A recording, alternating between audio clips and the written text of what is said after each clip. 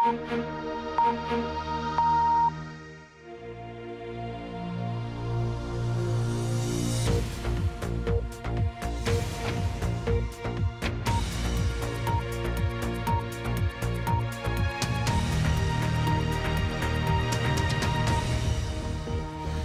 उर्दू के प्रोग्राम सरबीन में खुश आमदीद। हमारे लंदन स्टूडियो से मैं हूं शफी नकी जामई। किम जोंग उन शुमाली कोरिया के तारीखी दौरे पर हैं। दोनों मुल्कों के रहनुमा खित्ते को जौहरी हथियारों से पाक करने पर मुत्तफिक हैं।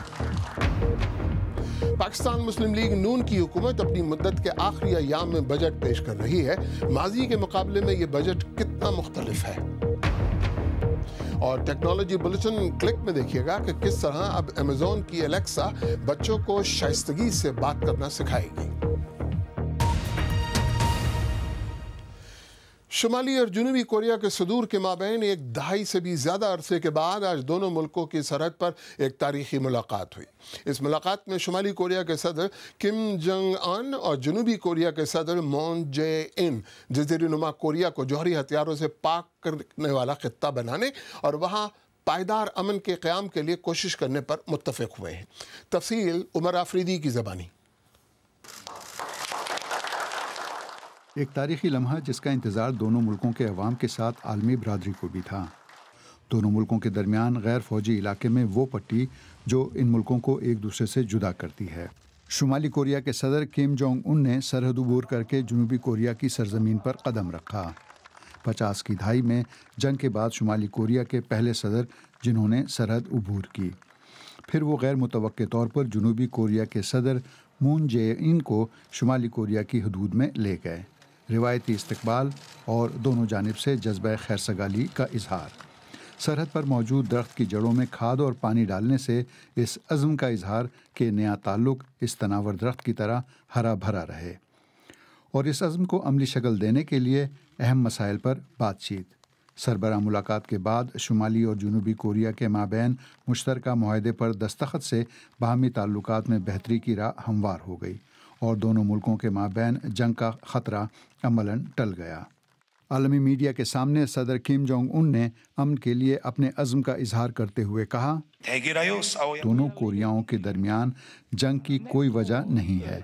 उनका कहना था कि दोनों मुल्कों को एक होना चाहिए। जवाब में सदर मून जे इन ने कहा कि दोनों रहनुमाओं ने जजीरा कोरिया नुमा को जौहरी हथियारों से पाक करने के अज़्म का इआदा किया है और ये कि खित्ते में पायदार अमन कायम हो।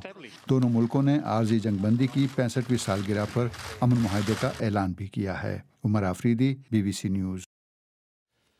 इंडिया के वज़ीर आज़म नरेंद्र मोदी 2 रोज़ा दौरे पर चीन में हैं, जहां उन्होंने आज चीन के सदर शी जिनपिंग से मुलाकात की। हालांकि इक़्तिदार में आने के बाद से ये नरेंद्र मोदी का चौथा दौरा चीन है, लेकिन इससे कबल दोनों रहनुमा कभी भी गैर रस्मी मुलाकात के लिए नहीं मिले। नरेंद्र मोदी ने चीन के सदर को भारत आने की दावत भी दी है। चीन में हिक्काम के मुताबिक मुल्क के शुमाल शांसी सूबे में एक शख्स ने छुरी से हमला करके कम से कम 7 तलबा को हलाक कर दिया है। इत्तलात के मुताबिक तकरीबन 19 तलबा छुट्टी के बाद घर जा रहे थे कि जब इस शख्स ने उन पर हमला किया। मुश्तबा शख्स पुलिस के हिरासत में है। अमेरिका के नए वजीर खारजा और CIA के साबिक सरबराह माइक पोम्पियो गुज़िश्ता रोज़ अपने ओहदे का हलफ उठाने के बाद ब्रसल्स में नेटो वज़राए खारजा के इजलास में शिरकत कर रहे हैं। वो रुकन ममालिक पर नेटो के अखराजात में ज़्यादा हिस्सा अदा करने पर जोर देंगे।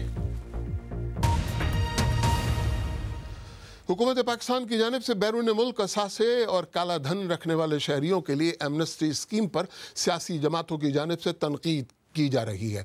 माजी में भी इस किस्म की स्कीमें सामने आ चुकी हैं, लेकिन मौजूदा हुकूमत ने बजट से पहले और मुद्दत इख्तिदार ख़त्म होने से चंद हफ्ते पहले इस स्कीम का ऐलान किया है। इसकी क्या वजूहात हैं और इस स्कीम की कामयाबी के क्या इम्कानात हैं? कराची से इसके बारे में रियाज सोहेल की रिपोर्ट। हुकूमत पाकिस्तान का ख्याल है कि हुंडी और हवाला के जरिए पाकिस्तान से काला धन बड़े पैमाने पर बैरून मुल्क भेज दिया जाता है। बाद में डॉलर की सूरत में इसे वापस लाकर सफेद कर लिया जाता है। एमनेस्टी स्कीम से इस तरीक़ेकार की हौसला शिकनी होगी। एमनेस्टी स्कीम के तहत जिन पाकिस्तानियों के असासे बैरून मुल्क हैं वो 3% और जिनके अंदरून मुल्क असासे हैं वो 5% जुर्माना अदा करके असासे जायज़ करा सकेंगे। इस सरमाए से जायदाद की खरीदो फरोख्त के इम्कानात को कम किया गया है। माहिरीन के मुताबिक हुकूमत ज़ाहिर की मालियत से ज़्यादा देकर मतलूबा ज़मीन हासिल कर सकती है। स्कीम आई उस वक्त उन्होंने जो 2% या 5% टैक्स देना था वो दे दिया, उसके बाद वो ब्लैक मनी में चला गया पैसा रियल एस्टेट के ज़रिए, और वो पैसा फिर से गायब हो गया।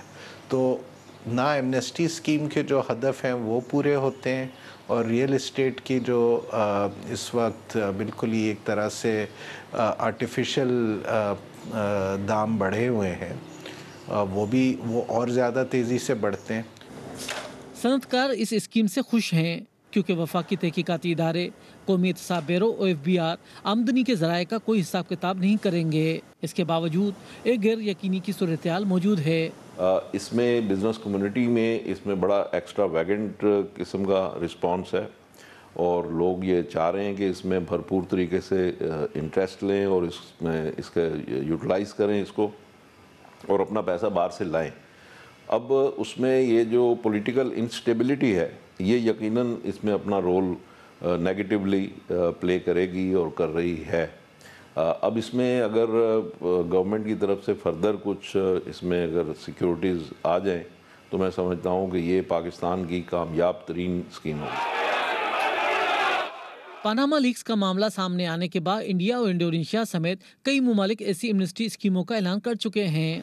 बाज़ माहिरीन का कहना है कि इस स्कीम की वजह बैनुल-अक़वामी दबाव भी है कि लोग पैसे वापस नहीं लाएंगे, डिक्लेयर ज़रूर कर देंगे, ताकि उन जुरिस्डिक्शन में जहाँ पर इनको ये मुश्किलात पेश आएँ वो ज़रूर बता देंगे जी हमने पाकिस्तान की ये टैक्स मनी ली हुई है और पाकिस्तान में हमने इसका प्रॉपर टैक्स अदा करके हमने इसको जायज़ करा लिया है।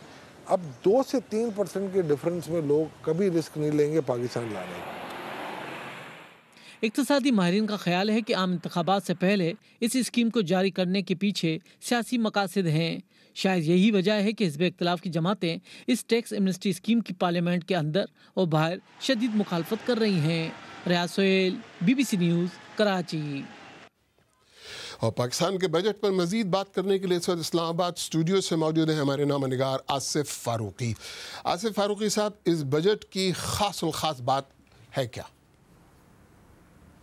देखिए शफ़ी, जैसा कि तवक्को की जा रही थी, ये एक रूटीन का बजट इसे आप कह लें। अगर आप ये पूछना चाह रहे हैं कि इसकी कोई डायरेक्शन, जैसे बाज़ औक़ात होता है कि ग्रोथ ओरिएंटेड बजट होते हैं, टैक्स ओरिएंटेड बजट होते हैं, तो ये उस तरह का नहीं है। हुकूमत ने इसमें गुंजाइश रखी है कि अगर कोई नई हुकूमत आती है 4 महीने के बाद और वो इसमें तब्दीली करना चाहती है तो वो कर सकती है।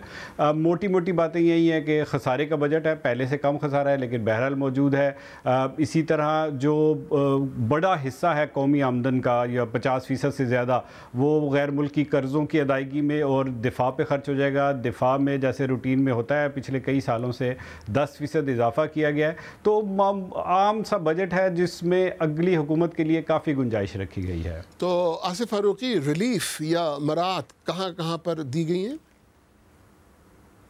अगेन शफ़ी, मैं यही कहूँगा कि रिलीफ और मराहत भी तकरीबन वैसी ही हैं जो अब रिवायत एक तरह की बन गई है। मिसाल के तौर पे सरकारी मुलाजमीन की तनख्वाहों में 10% इजाफ़ा, पेंशन्स में 10% इजाफ़ा। इसके अलावा ज़राअत के लिए पैकेज दिया गया है, 1100 अरब रुपए रखे गए हैं ताकि किसानों को कर्ज़े दिए जाए। एक जो इंटरेस्टिंग बात है वो ये है कि कराची को थोड़ा फोकस किया गया है डेवलपमेंट प्रोजेक्ट्स के लिहाज से, और एक वहाँ पे जो आजकल पानी का बड़ा मसला बना हुआ है उसको हल करने के लिए, समंदर के पानी को पीने के काबिल बनाने के लिए एक प्लांट वफाकी हुकूमत वहाँ पर लगाएगी और उसके लिए हुकूमत ने बजट में पैसे रख दिए हैं। इसके अलावा जो टैक्स स्कीम जो इससे पहले जिसका जिक्र अभी रियाज सोहेल की रिपोर्ट में भी हमने किया, उसको भी इस बजट का हिस्सा बना दिया गया है। तो आसिफ फारूकी, सबसे ज़्यादा किस शोबे को अहमियत दी गई है? देखिए, शोबे से ज़्यादा मैं आपको बताऊं कि जो फॉर एग्ज़ाम्पल सेहत का मामला है ना, वो अब चला गया है सूबों के पास। इसके बावजूद इस बजट में एक बड़ी अच्छी चीज़ रखी गई है और वो ये है कि जो स्टंटेड बच्चे हैं, जिनकी ग्रोथ में मसाइल होते हैं, जिनको लागर बच्चे पैदा होते हैं, उनकी तादाद पाकिस्तान में तकरीबन 40% है। तो उसको कंट्रोल करने के लिए एक पैकेज रखा गया है और हुकूमत का ये कहना है, इस बजट स्पीच में इसका जिक्र किया गया है कि अगले अगले 2 बरसों में इस रकम को इस्तेमाल करके पाकिस्तान में स्टंटेड बच्चों की पैदाइश जो है उसको रोका जाएगा और हर पाकिस्तान में पैदा होने वाला बच्चा सेहतमंद होगा। ये एक बड़ी ख़ास बात है जो इस बजट में इसलिए रखी गई है। मैं ख़ास इसलिए कह रहा हूँ कि ये अमूमन ये अब सूबों के पास चला गया है सेहत का शोबा। इंतहाई इख्तिसार के साथ आसिफ फारूकी, बाकी जमातों का क्या रद्द-ए-अमल है? अपोजिशन ने इसका बाइकआउट किया शुरू में इजलास का, क्योंकि उनका ये कहना था कि ये बजट जो है वो अगली हुकूमत को पेश करना चाहिए, ये हुकूमत 3 महीने का बजट पेश करे। तकरीर के दौरान थ्रू आउट मुजाहरे वो करते रहे और बजट की तकरीर में खलल डालने की कोशिश की जाती रही। तो असल में यही हुआ है कि जो अपोजिशन का जो रिएक्शन है वो भी रूटीन का ही है, जैसे कि हर साल होता है। आसिफ फारूकी, बहुत बहुत शुक्रिया। आइए देखते हैं हमारी वेबसाइट bbcurdu.com पर क़ारीन की दिलचस्पी किन खबरों में है। मुस्लिम लीग की हुकूमत के छठे बजट पर BBC उर्दू का लाइव पेज। चाइल्ड पोर्नोग्राफी पर पाकिस्तान में पहला फैसला, सरगोदा के शहरी को 7 साल कैद।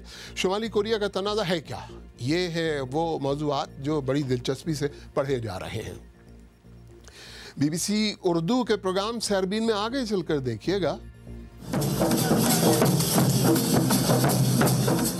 क्या इंडिया की रियासत कर्नाटक के असम्बली इंतखाबात कांग्रेस की बका की जंग है? और सैमसंग के ऐसे नए टीवी शोज जो मुकम्मल तौर पर वर्चुअल रियलिटी में फिल्माए गए हैं।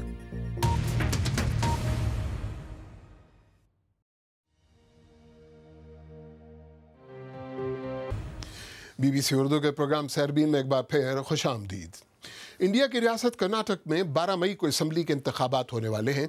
रियासती असम्बली के ये इंतखाबात बीजेपी और कांग्रेस दोनों के लिए इंतहाई अहम है। कांग्रेस अगर यहाँ दोबारा इक़्तिदार में आ गई तो इंडिया की सियासत में उसके वापस आने के रास्ते खुल जाएंगे। वज़ीर आज़म नरेंद्र मोदी आजकल दबाव में है। कर्नाटक में बीजेपी की शिकस्त आने वाले दिनों में उनके लिए सियासी मुश्किलात पैदा कर सकती है। कर्नाटक के दारुल हुकूमत बेंगलोर से शकील अख्तर की रिपोर्ट।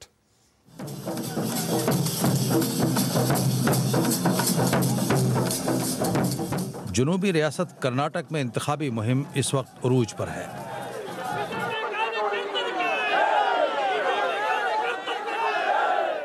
इस सरकार कर्नाटक को देश का मॉडल स्टेट नहीं बना सकती।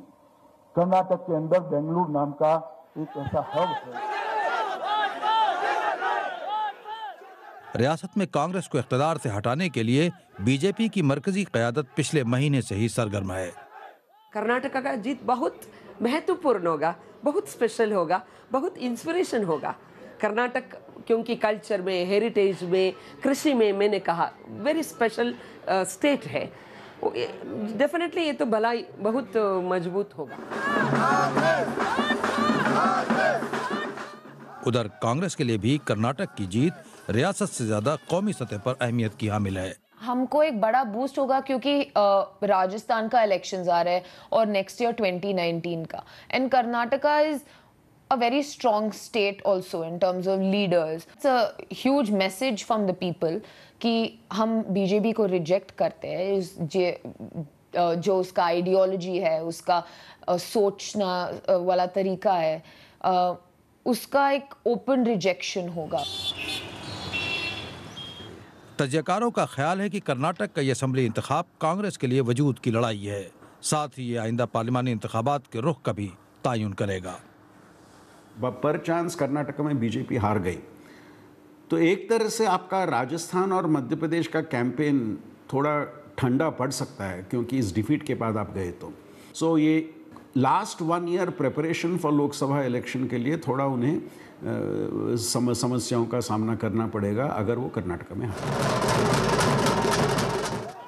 ये असम्बली इंतखाबात एक ऐसे वक्त में हो रहे हैं जब वज़ीर आज़म मोदी की कारकर्दगी के बारे में सवालात उठने लगे हैं और कांग्रेस अपनी बिखरी हुई ताकत को यकजा करने की कोशिश कर रही है। कर्नाटक मुल्क की बड़ी रियासतों में वाहिद रियासत है जहां कांग्रेस अब भी इक़्तिदार में है। कर्नाटक असम्बली के इंतखाबात में कांग्रेस की जीत मुल्क की सियासत में उसकी वापसी का वाज़ेह इशारा होगा। Shakeel Akhtar, BBC news, Bangalore. और ये भी आपको बताते चलें कि बरतानिया में सरकारी अस्पतालों ने वजारत दाखिला पर इल्ज़ाम लगाया है कि वो इंडियन डॉक्टरों को वीज़े न देकर मरीज़ों को ख़तरे में डाल रही है। इन डॉक्टरों की समंदर पार पोस्ट ग्रेजुएट ट्रेनिंग स्कीम के तहत इंतखाबात के बाद इन्हें बरतानिया आने की इजाज़त नहीं दी गई। अगर आप आज का प्रोग्राम दोबारा देखना चाहें तो हमारे YouTube चैनल पर आइए। पता है youtube.com/BBC उर्दू। हमने अहम समाजी और सियासी शख्सियात के इंटरव्यूज़ पर मबनी एक प्ले लिस्ट भी तैयार की है जो हमारे YouTube पेज पर मौजूद है। हमारे चैनल को सब्सक्राइब करना मत भूलिएगा। अच्छा, कैसा हो अगर मशीनें आपके बच्चों की बात तब तक न माने जब तक वो शाइस्ता अंदाज में बात न करें, और कैसा हो अगर रोबोट्स खुसूसी मकामात पर आपके इस्तकबाल के लिए खड़े हों और आपके तमाम सवालों के जवाब दें। सही पहचाना। बारी है टेक्नोलॉजी बुलेटिन क्लिक की, आज समरा फातिमा के साथ।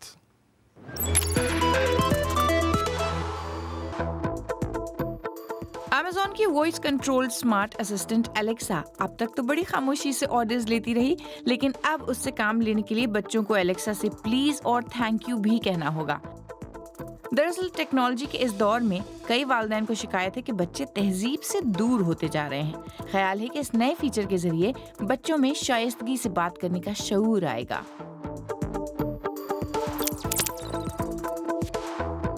ये किसी मामूली टीवी शो की झलक नहीं है।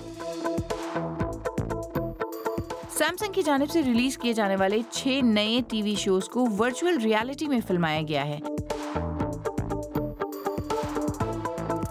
इनमें से एक शो ब्रोबोट्स 2 रोबोट्स की कहानी है जो मुस्तकबिल की न्यूयॉर्क पुलिस फोर्स का हिस्सा होते हैं। है ना, वर्चुअल एज में नया कदम।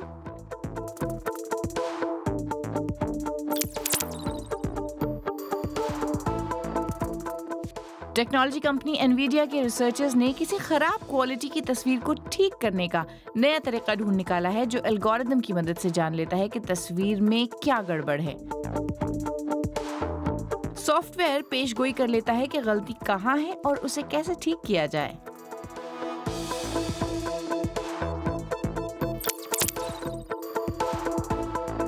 और इस हाईटेक दौर में क्यों ना आपका इस्तकबाल रोबोट्स करें। वॉशिंगटन के स्मिथसोनियन म्यूजियम में एक रोबोट को ये नौकरी मिल भी गई है। पेपर नामी ये रोबोट मेहमानों का खैर मकदम करने और उन्हें इत्तलात देने के अलावा उनके साथ सेल्फियां भी खिंचवाता है।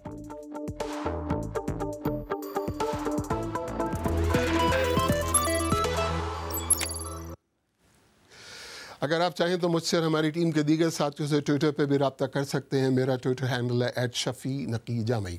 इसके साथ ही सरबीन इख्तिताम को पहुंचा। प्रोग्राम में पेश होने वाले मौज़ूआत पर अगर आप अपने ख्यालात का इज़हार करना चाहें तो फेसबुक पर हमारा सफ़ा हाजिर है।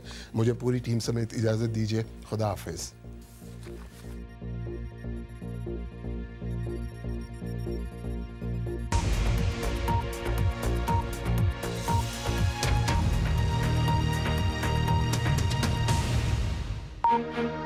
Thank you.